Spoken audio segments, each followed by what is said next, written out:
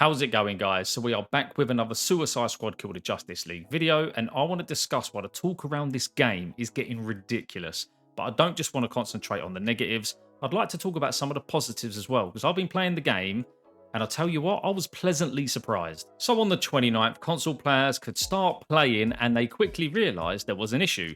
This is where the campaign had auto-completed, so Rocksteady took action and they pulled the servers. This was obviously met with articles and the usual piss taken on social media, but all in all, the servers were only down for 6 hours. Now, 6 hours out of a whole 72 really isn't that bad. And I say this because this happens quite often in live service games. Whether the game's just about to drop, or they've got a new update, new DLCs, the servers always have issues. A game that I love and have played for many years, Destiny 2, always has issues. Now, am I saying this is right? No, of course I'm not, because they should stress test this before releasing, before taking people's money. But the point I'm trying to make is that this isn't the first time. Rocksteady haven't just started setting some new trend. So the main issue I have with this is people are treating it like it is literally the only time this has happened before. And as I've said, many live service games have had issues like this on launch day, and I actually think Rocksteady handled this really swiftly, with Warner Brothers even giving the affected players £16 worth of in-game currency. Now, you might think, oh, it's just digital currency, what does it matter? All live service games have a digital store. Warner Brothers or Rocksteady didn't need to really reimburse 16 quid. For people that paid for early access, I think you paid about £30 more than what you would do for the normal game, which is getting released in a couple of days. So to give half of that back for 6 hours downtime out of a 72-hour window, I think that's a good little sweetener. And then we have this funny but absolutely ridiculous take around Batman and how they did the late Kevin Conroy dirty. Kevin was a voice actor and he would have known the script he was taking on. The game is called Suicide Squad Kill the Justice League, so yeah, we kill the Justice League. It's literally in the title, guys. I don't know what yous lot are getting your knickers in a twist for. Someone at Rocksteady would have gave him the script, he would have read through it, and if he didn't like it, he wouldn't have done the job. He wouldn't have done the voice acting for it. And to be honest, it's really not like anyone knew this would be his last performance. I get that Batman, especially Arkham Batman, was a much-loved character, but to say Rocksteady done Kevin Conroy dirty is just nonsense, I'm afraid. And then there's a lot of talk around because Suicide Squad Kill the Justice League is a live service game, it's a bad game. Being a live service game doesn't make it a bad game. I understand it isn't the single player game people wanted, but Kill the Justice League as a live service has some solid foundations in terms of player experience. FOMO, or fear of missing out, is really dominant in the live service genre, but it is absolutely non-existent in this game, as you can play any of the content when you want. It's not time gated at all. Like Destiny 2, for instance, you have their seasons and then they go away. And also people saying that the store is way too expensive. Throw that same hate towards Diablo 4 and Destiny 2, because they've been doing it for a lot longer, and I actually think Diablo 4 store is about £20 a skin. Correct me if I'm wrong, guys, please do. But I think that's double the price of what Suicide Squad is.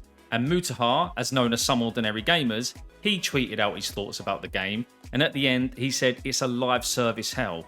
This game is not a live service hell. If you do feel that way though, at least be consistent with that take. People are also moaning about it being online only. Well, that's false, because offline servers are coming. Yes, they're not there straight away, but at least you've got that option later on down the line.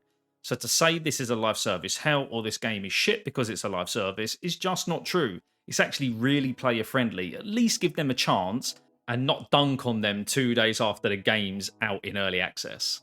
I want to finish this section off by saying just because your opinion differs from others doesn't mean they're sheep, idiots, shills, or whatever other stuff you've been calling them. It seems that it is popular to hate the game right now, especially with IGN and the review situation, but if you don't like it, just move on. Go on and enjoy yourself. But before you do, answer me this. Why are you so dead against this game? What is your actual reasoning? Now that part is out of the way, let's talk about the game. So for those of you that are interested in the game or enjoying it, I just want to say that I've played 5 hours so far, and I'm really enjoying the experience so far. The cutscenes are really well done, and the writing for the characters is absolutely on point. Harley Quinn does have a more scratchy voice in the game, but she actually sounds really good. I think the voice actor has done a really good job with her.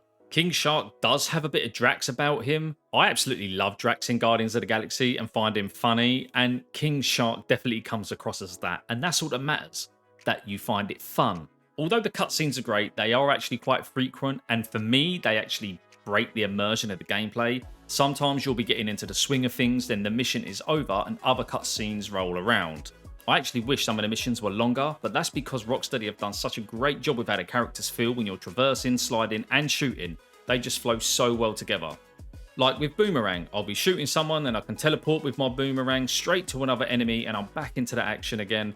I also like how the game pushes you to break shields with a melee or shoot the enemies in the legs to be able to take them down. My concern with the longevity is that the players are all centered around the same kind of mechanic, which is the traversal. So this is a mechanic which is actually baked deep into the game. So hopefully Rocksteady can add some other stuff in the future. Although I just want to say I absolutely love what they've done with the traversal in this game. Then we're going to talk about gunplay, and this actually surprised me the most. I naturally have high expectations because I played Destiny 2 a bunch. And to be honest, Bungie are the top dogs at making you feel great using weapons. But Rocksteady have actually done a stellar job. You actually feel like you're using the weapon type that you've got in your hands, whether that be a machine gun or a shotgun. The sniper absolutely feels great to use. So all in, the transition between traversal, jumping, sliding, melee and shooting feels extremely good. So if you had any doubts about that, honestly guys, it feels really nice. I wouldn't worry about that at all. I'm also hoping for new missions later on. Now, I know Rocksteady said that they're going to add more stuff later on down the line, but I just hope there's more variety in terms of missions because it can get a little bit samey. I know the traversal is the main thing they're sort of counting on, but it'd be good to just swap it up every now and then.